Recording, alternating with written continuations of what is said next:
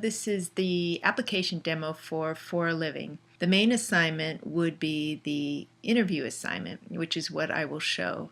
So far we have developed some of the core features for this application. We have 3 roles built so far: this teacher, the student, and the volunteer roles. The volunteer is the person who's being interviewed. To start off, I'm going to take you through a scenario as if a student is going to find an interviewee with the help of their parents. So what I'm showing right now is just an example of a PDF lesson.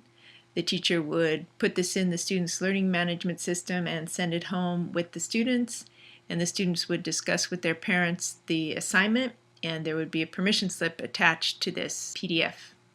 So the students would fill this out, they would find a neighbor or a family member or someone to interview and enter that information here.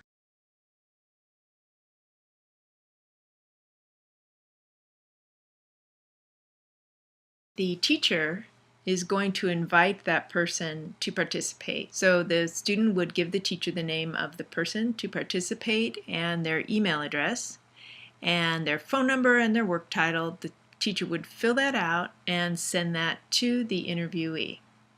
This is so the interviewee will get a login and they can fill out their profile.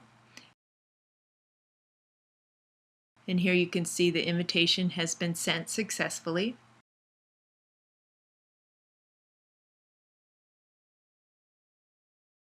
So now the interviewee will receive an email. In that email, they will be given a link that then they will go to the website. And now this is pretty much the same form with more details, so the interviewee can fill out information about themselves. They would put in their username, they would pick a password, and then they would put in more information about their work industry. So as you can see, they have skills related to their job role, and they also have some interests that led them to this career choice.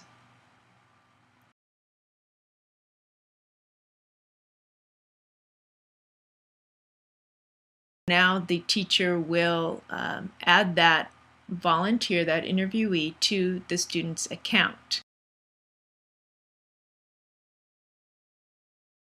So she just put that person, she's putting Michael onto Mia's profile.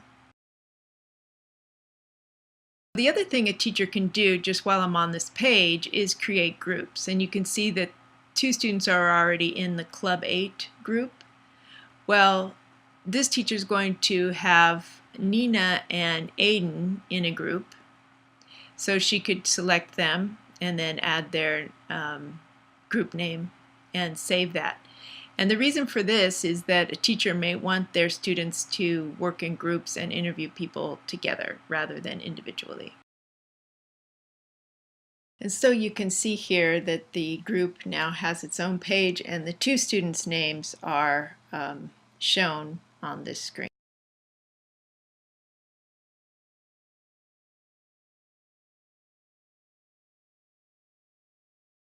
I'm going to take you through the assignment for the student.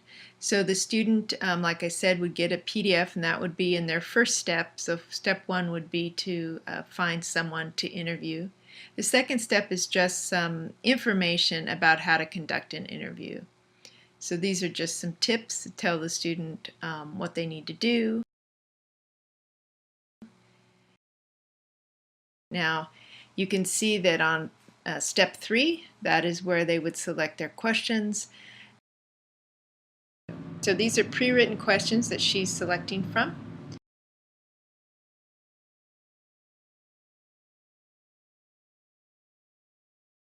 So now she has 3 questions ready for her interview.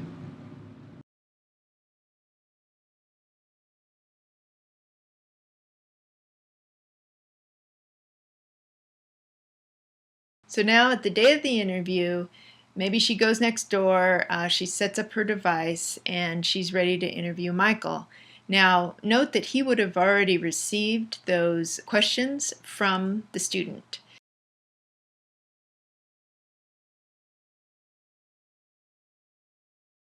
Now you'll see this is Michael. He shows up on the screen, and as I speak, it's showing that I'm speaking. The green is working. The audio is good, and the light is good. So she goes to the next step, and her battery is low, so she could.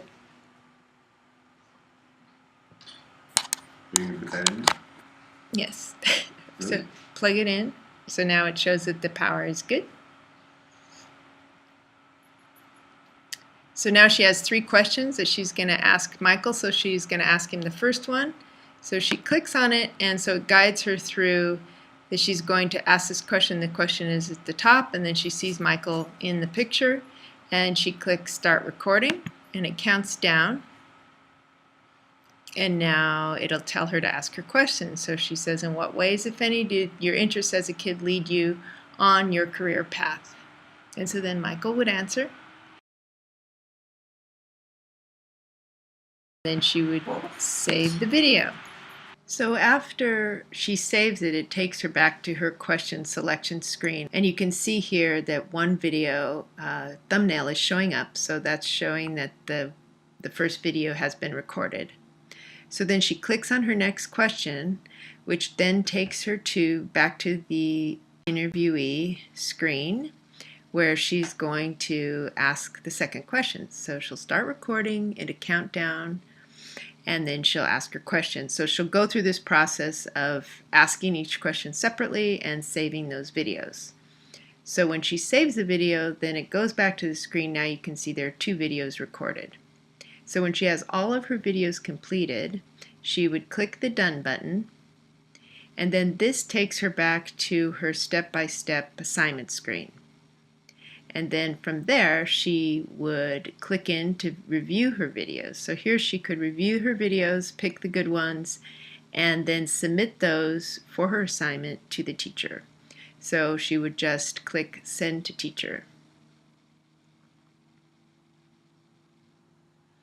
And then those videos will appear in the teacher's account. Okay, so now I'm logged back in as the teacher, and you can see so far Mia is the only one that's done any videos. Everybody else is still 0. So she interviewed Michael. So I'm going to click on Mia, and I see the 2 videos that she did. So I could review them. Question. So she says, in what? And Question. How does your college? Then if they're good, then I would approve them.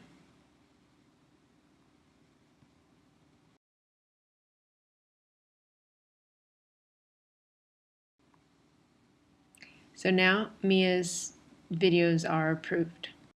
Okay, now I'm logged in as Michael, the interviewee. I'm just on the landing page, which would have the video library. Click into my profile.